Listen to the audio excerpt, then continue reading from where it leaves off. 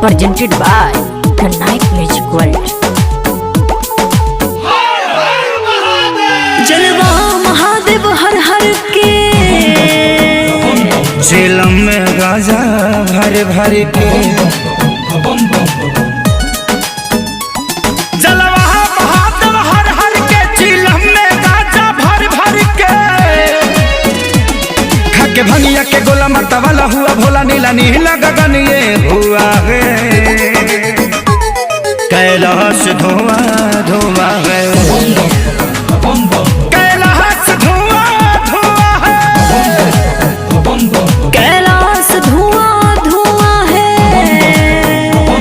कैलाश धुआं धुआं धुआं है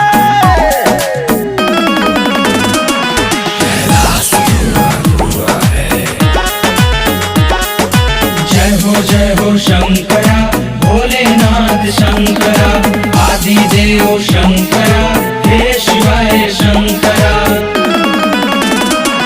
कैलाश धुआं धुआं है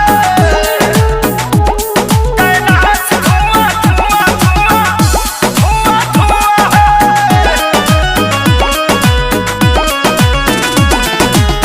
करते मृदंग मृग छाला पहन के डमरू बजाते हैं जोगिया ये बन के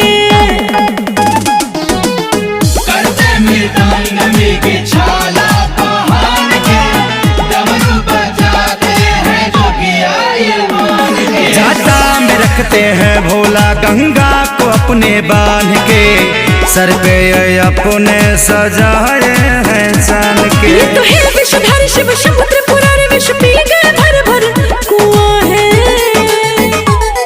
कैलाश धुआं धुआं है कैलाश धुआं धुआं है कैलाश धुआं धुआं है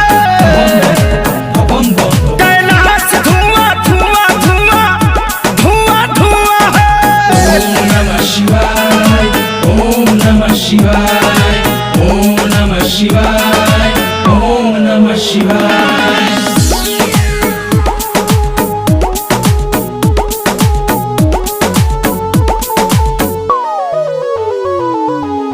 ये है कैलाशपति दुनिया के राजा रहते हैं मस्त पी के भंगिया गांजा। ये है कैलाशपति दुनिया के राजा रहते हैं मस्त पी के भंगिया गांजा। सावन में अपने भक्तों पे अमृत बरसाते दर्शन के आतुर सारे चरणों में आते लिखे जय बचन गावे खेसारी भजन पर हुआ जो चरण को छुआ है।